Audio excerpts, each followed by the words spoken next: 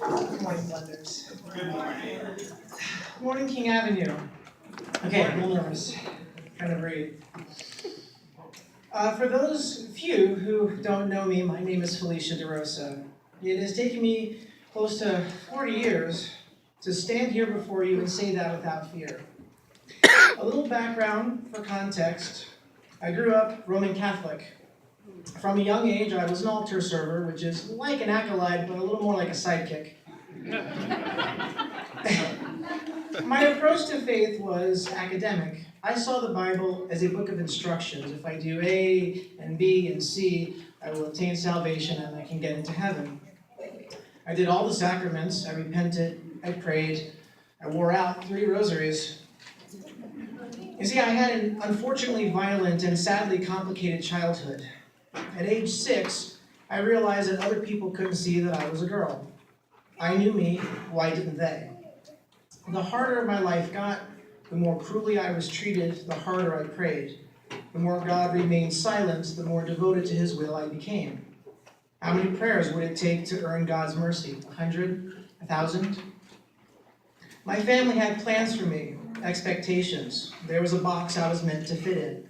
I wanted them to be happy so they would stop hurting me, so I got in. It never fit right. I was scared to be myself because I believed I would be beaten to death. I was ridiculed and called slurs so often that when I was 9, I attempted suicide. Still, I prayed, and I begged God to either let me wake up as a girl or change me into what people wanted me to be. I wanted to hear God, but I couldn't. I desperately wanted Him to hear me, but my prayers didn't get answered. I always had fresh bruises to hide, and eventually I thought, God either doesn't care about me or simply doesn't exist. I felt like a complete imposter at church because I couldn't be my authentic self. Hypocrisy in the house of God was unacceptable.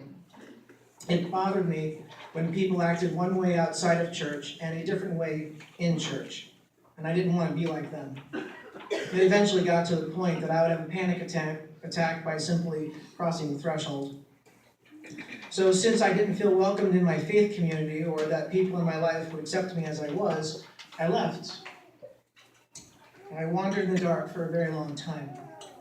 On my 30th birthday, I felt I had suffered enough and tried to end my life with a gun. I pulled the trigger, but nothing happened. God had intervened. And then a few days later, a miracle. I met my wife, Gwen. I found true love. John asked me to keep this short, so I'm going to skip to 2.5 years ago. Gwen said she wanted to attend King Avenue every Sunday, and I didn't want to, but I agreed. I dipped my toe back in. And I was blown away by the genuine authenticity of the people I found here. I felt God's presence, and I could hear His voice. This was His house. 6 months later, we became members, and 1 year ago, I came out to my family, church, friends, and community as a trans woman, and the world didn't explode.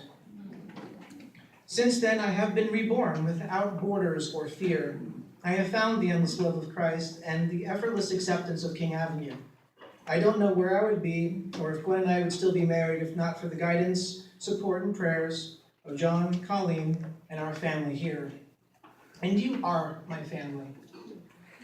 I have grandparents, parents, aunts, uncles, cousins, siblings. I even have children.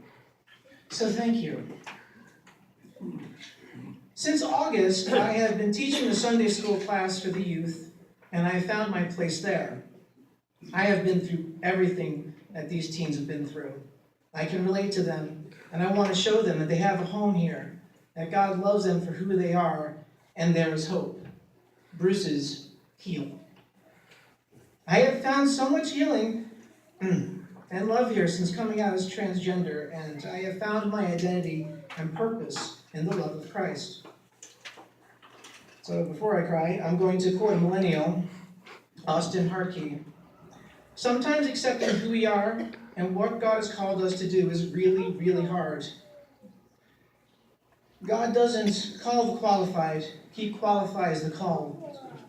Even when we think we can't possibly be worthy of our call, God makes us worthy. So what's your call? How has God asked you to live? Thank you.